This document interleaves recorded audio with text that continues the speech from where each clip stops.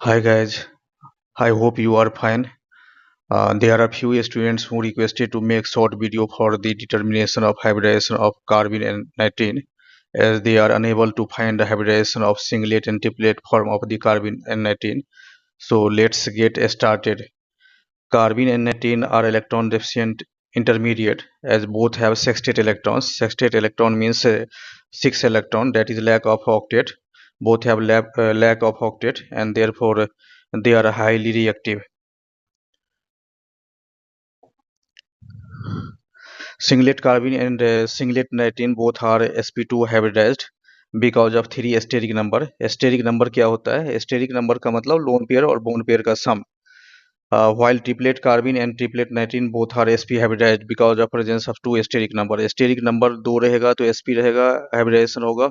Steric number 3 होने पे sp2 hybridization होता है. Steric number is sum of lone pair and bond pair. Bond pair का मतलब ऑब्वियसली होता है कि shared pair of electron is known as bond pair, while unshared pair of electron is known as lone pair.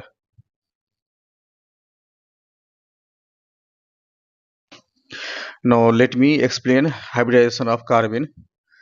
अगर सिर्फ carbon का hybridisation पूछा जा रहा है तो कार्बन का मतलब हुआ कि इस कार्बन के पास एक लोन पेयर होगा और 2 बॉन्ड पेयर होगा. यहाँ बॉन्ड पेयर 2 हो गया और एक लोन पेयर है, दोनों को ऐड कर दो तो 3 स्टेरिक नंबर की वजह से sp2 हो गया.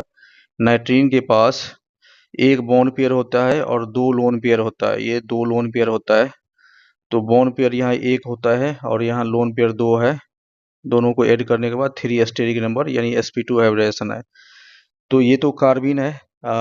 लेकिन कार्बिन का 2 टाइप्स होता है, एक सिंगलेट कार्बिन होता है और दूसरा ट्रिपलेट कार्बिन होता है. सिमिलरली नाइट्रीन का भी 2 टाइप्स होता है. There are 2 types of nitrene, singlet nitrene and triplet nitrene. Singlet का हाइब्रिडेशन sp2 होगा, सिंगलेट का हाइब्रिडेशन sp2, लेकिन ट्रिपलेट का चाहे वो कार्बिन हो या नाइट्रीन हो, ट्रिपलेट का sp. There are 2 types of carbene, singlet carbene sp2 and triplet carbene sp. Singlet carbene या ट्रिपलेट नाइट्रीन का सिंगलेट का मतलब होता है उसमें पेयर्ड इलेक्ट्रॉन रहेगा.